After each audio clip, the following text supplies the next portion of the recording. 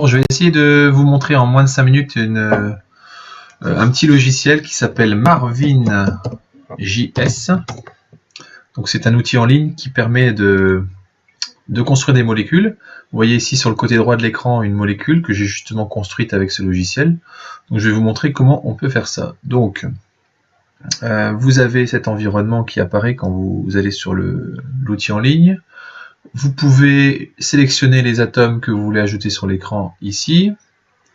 Au préalable, moi je vous conseille de cocher les cases comme c'est indiqué ici. Et ici je vais décocher l'ajout d'atomes d'hydrogène par l'ordinateur. Ok. Donc je veux construire une molécule ici cyclique. Je vais sélectionner par la partie basse de l'écran une structure préconstruite.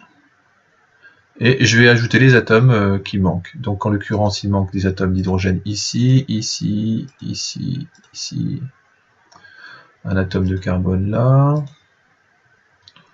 Un atome d'oxygène. Un atome d'hydrogène. Voilà. Oxygène encore ici.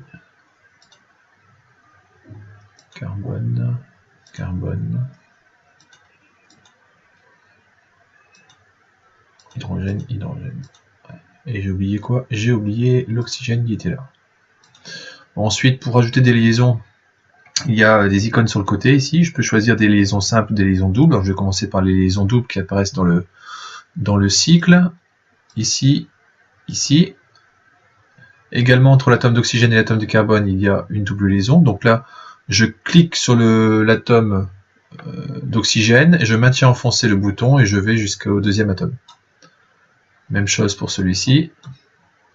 Et ensuite, il ne me reste plus que des liaisons simples à construire.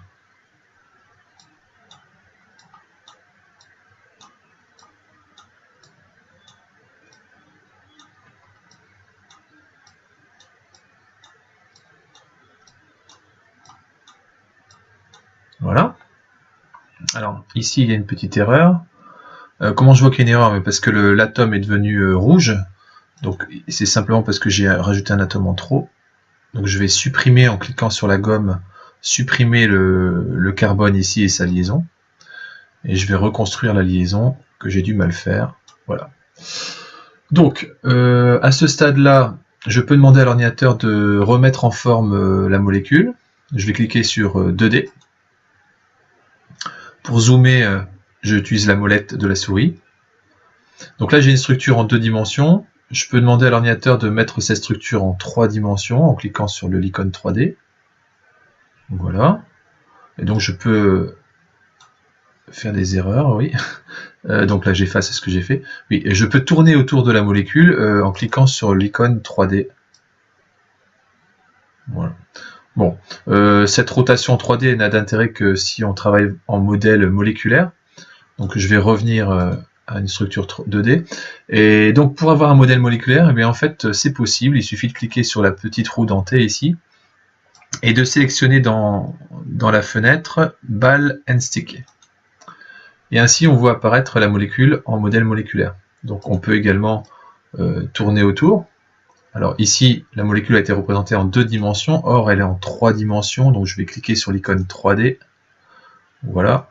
Et donc cette fois-ci, je vais pouvoir observer la molécule telle qu'elle est dans la réalité, c'est-à-dire en 3 dimensions. Donc je vais revenir à la configuration 2 dimensions, je vais revenir à la configuration en formule développée, voilà. Donc là j'ai une formule développée, supposons que je veux une formule semi-développée, autrement dit je ne veux pas faire apparaître les liaisons vers l'hydrogène, je clique sur le symbole H que voici. Alors, ici je m'aperçois que les hydrogènes ont disparu, ce n'est pas ce que je veux, donc c'est simplement parce que j'ai mis sur off cette fonction, donc là je vais remettre all, et voilà. Et donc cette fois-ci tous les hydrogènes apparaissent et je vois une formule semi-développée. Je peux également avoir une formule topologique, toujours dans les paramètres. Donc là je vais mettre sur off les hydrogènes, je vais demander à ce qu'il ne montre pas les atomes de carbone, et je vois apparaître la formule topologique. Je vous remercie, à bientôt.